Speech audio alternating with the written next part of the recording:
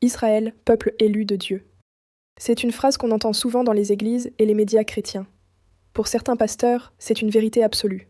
Le peuple juif serait une race sacrée, intouchable. Le soutien à Israël devient alors presque une condition spirituelle, bénédiction pour ceux qui s'y rallient, malédiction pour ceux qui s'en détournent. Mais que se cache-t-il derrière ce discours religieux devenu politique ? Dans de nombreuses communautés chrétiennes, on tombe dans ce piège idéologique sans même s'en rendre compte. Ceux qui enseignent la foi ne sont pas toujours guidés par la foi.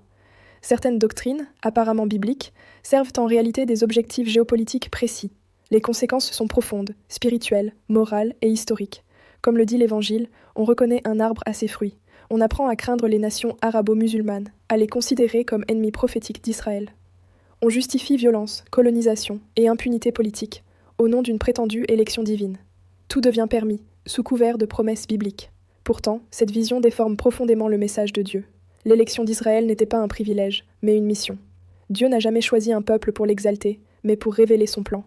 Israël est une parabole vivante, un signe spirituel que Dieu utilise pour manifester sa fidélité au milieu de la faiblesse humaine. Marie, la mère de Jésus, fut choisie pour une mission unique, pas pour être adorée.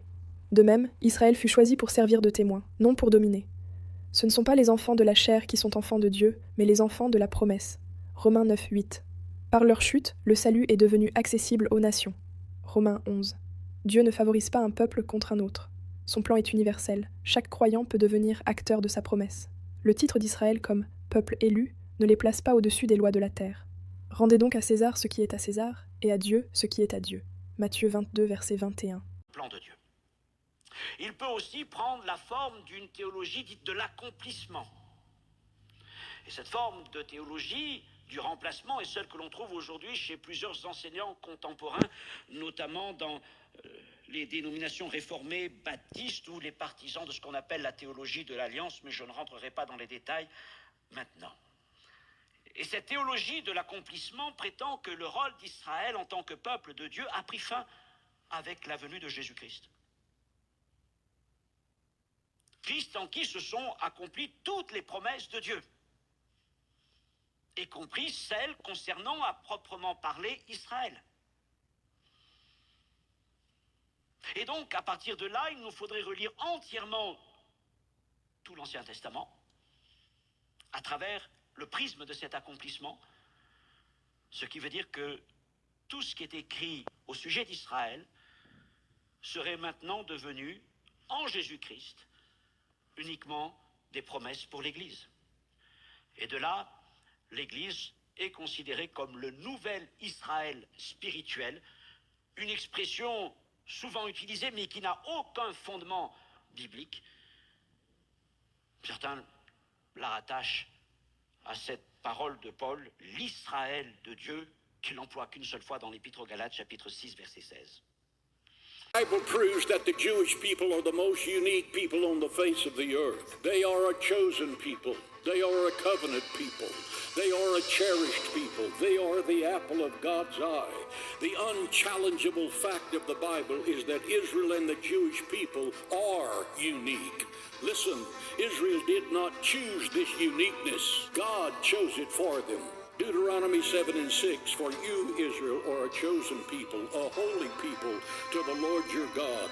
The Lord your God has chosen you to be a people for himself. Listen to this next sentence. A special treasure above all the people on the face of the earth. That includes the United States of America.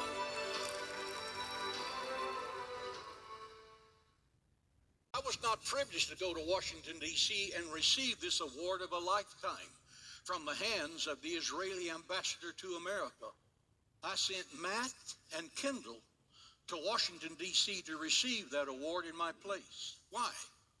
Because the week before, America's ambassador called me about Israel's historical award, but the American ambassador to Israel, David Friedman, called and said, would you please come to Jerusalem to pray the historical prayer over America moving its embassy to Jerusalem?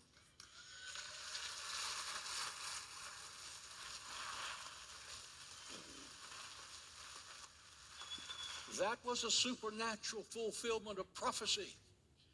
That was a major moment in the history of Israel. I said, absolutely. Weeks before, why did I say so quickly?